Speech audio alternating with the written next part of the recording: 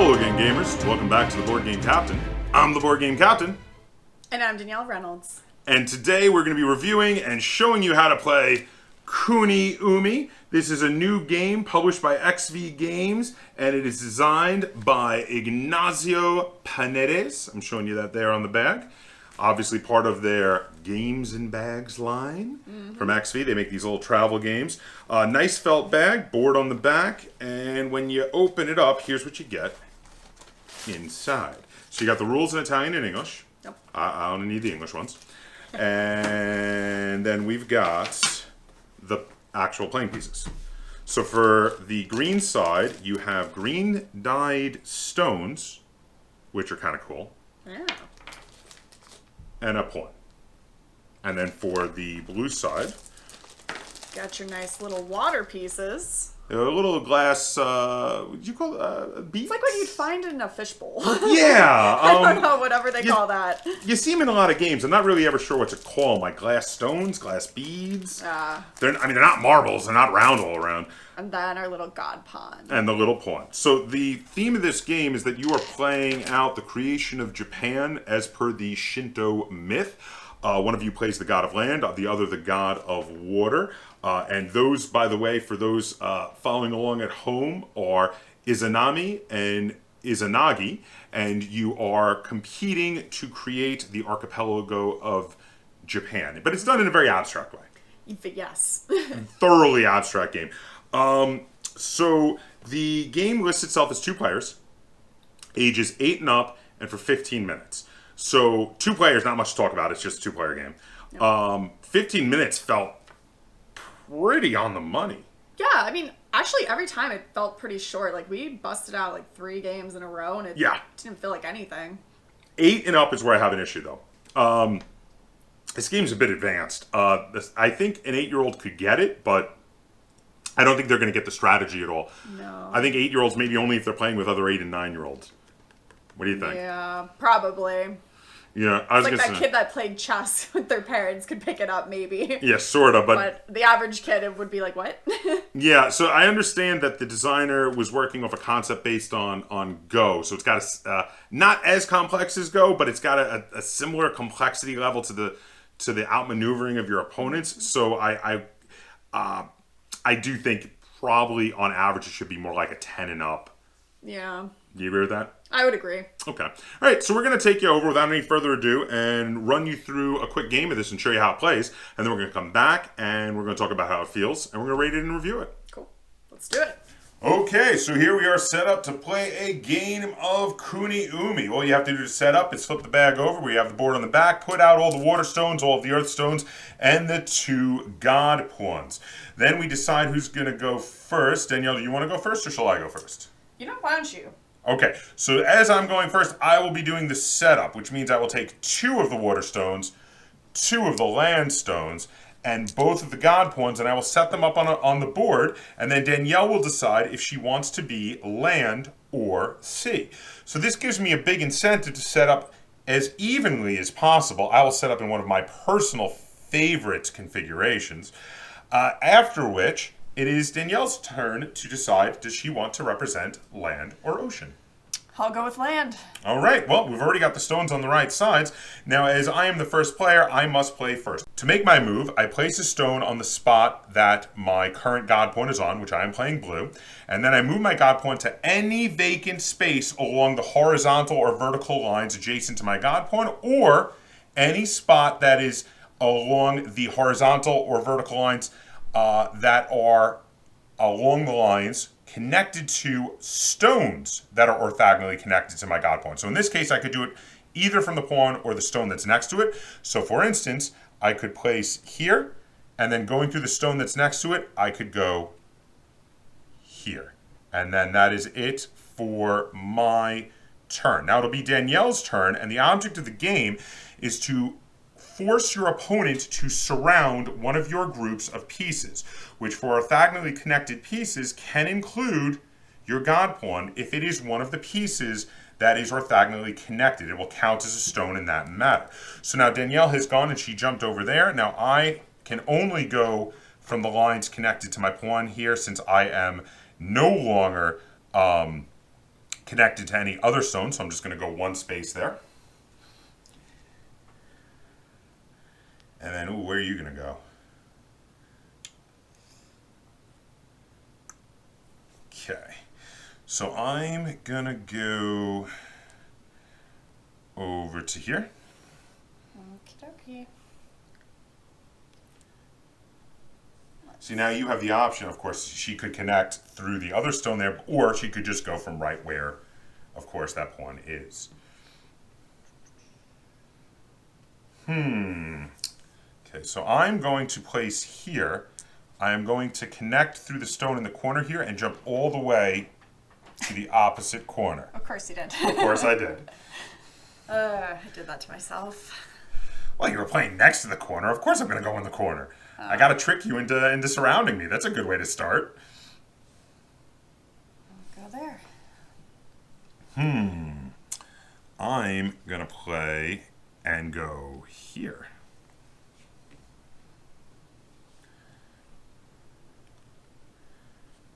Okay. So...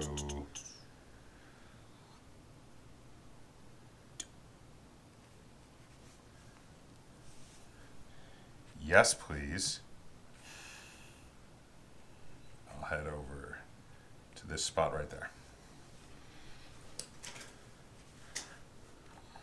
Oh, that was good. That was a well played. Well played. Okay. But you know what? I think what I'm going to do, and I think it'll be fine, I'm going to go right there.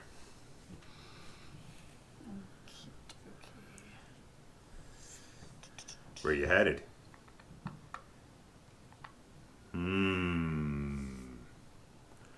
I am okay with this.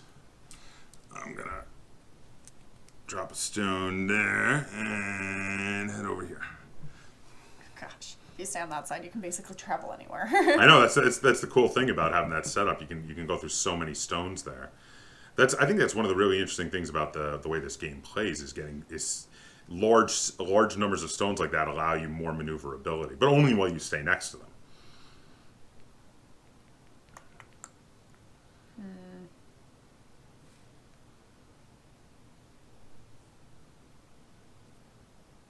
Interesting. Very interesting. I'm going to play here, of course, and I'm going to go through this stone here and go there.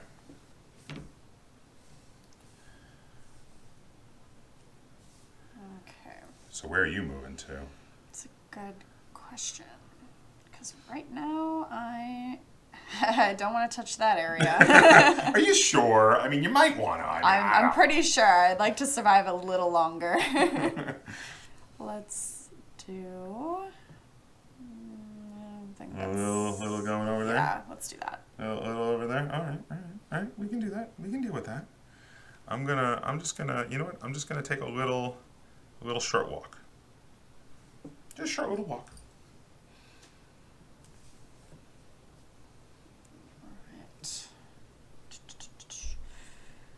Okay.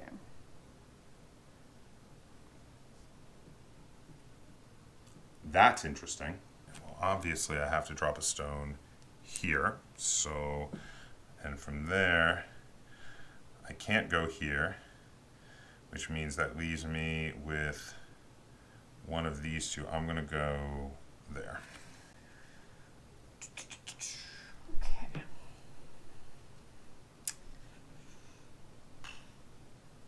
Don't want to go there. You'll win. I don't.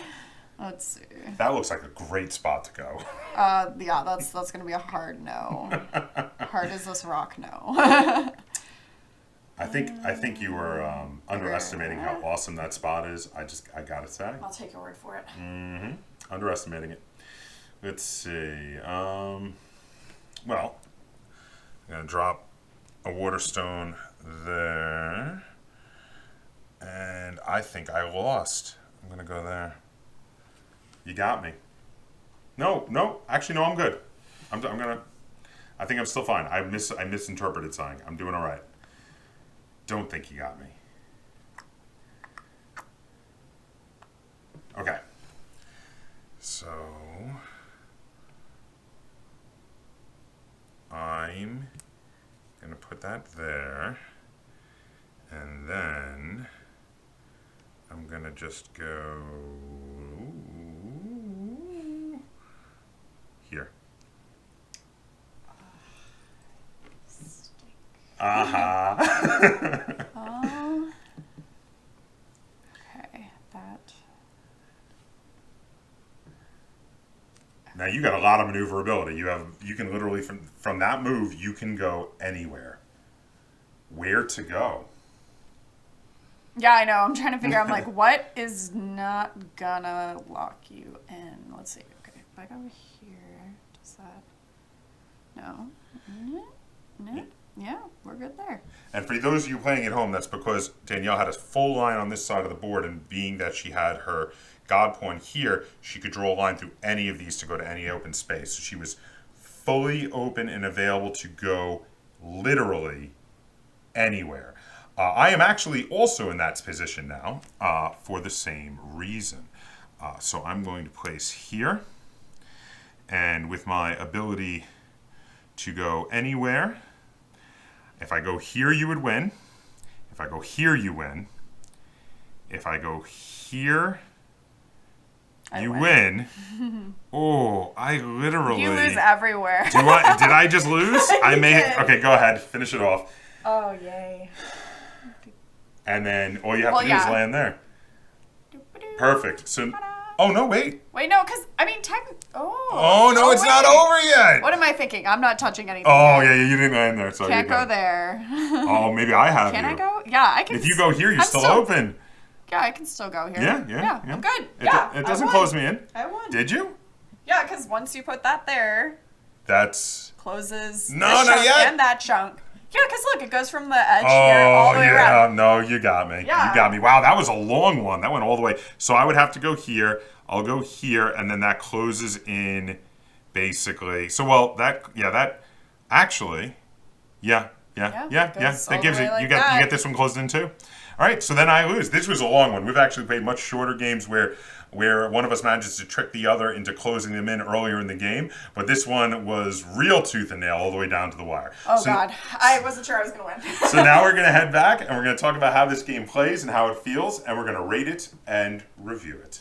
Welcome back. So that was how you play a game of KuniUmi. That was actually one of the... That's how you win a game. Yeah, oh, fair enough, fair enough. That was actually one of the longer games we played, though, because usually one of us had tricked the other into surrounding an area, and then we would jump into it. Like you would surround all but one piece by accident, and then would like oh, jumped into it. Oh, you surrounded me. Yeah. Which happened on most of our just checking out the games. Yeah, I think most of the times we maybe had 2 pieces left over, but in that one I was the only had a piece still going. That was it. Yeah, we filled almost the whole board. That was pretty close to completing the whole board on that. Mm-hmm. Which is something that's going to happen, I think, if you and your opponent are fairly well matched mentally, where you're gonna like be outsmarting each other, and it's just going to keep going, and it's going to take a while to trick one of you because you're going to see each other's traps, and you're going to be like, yeah, I'm not going there.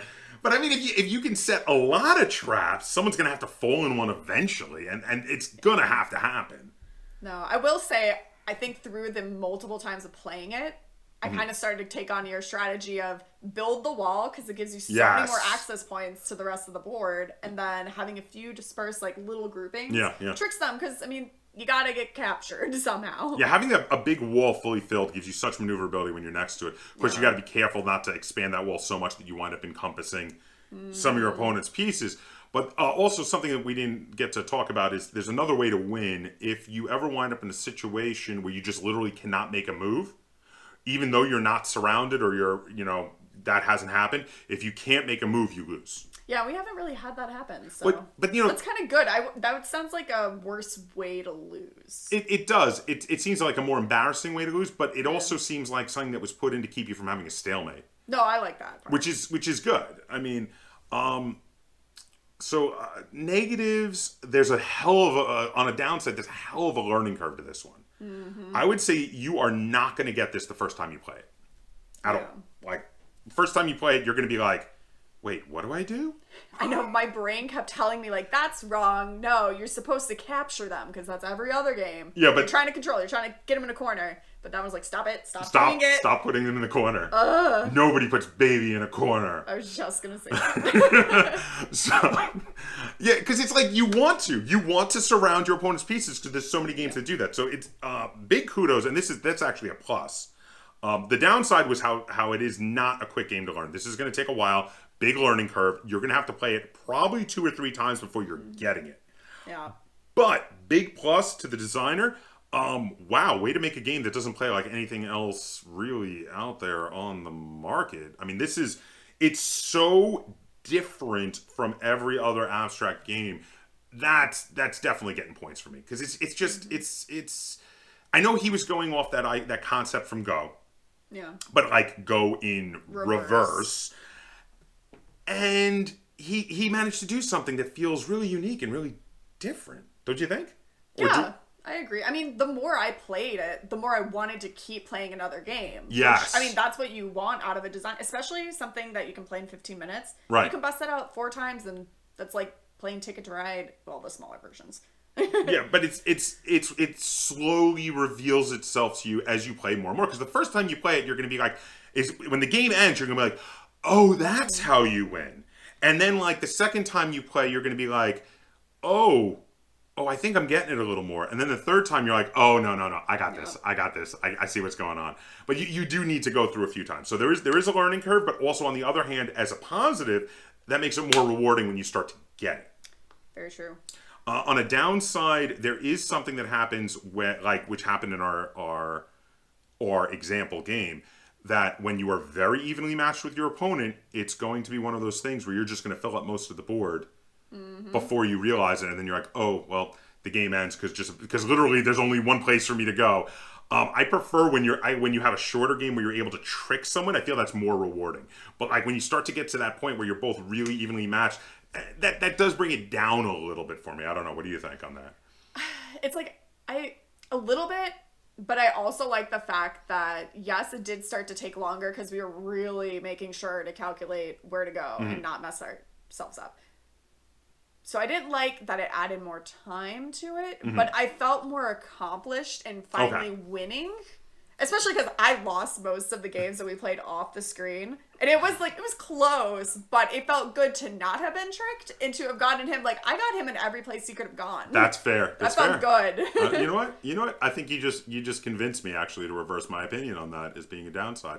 Because you're right. Because you set it up so that everywhere I had to go, I was going to give you the game. So that was well done. Well done. All right. So what do you think? Is there anything else we need to talk about with KuniUmi?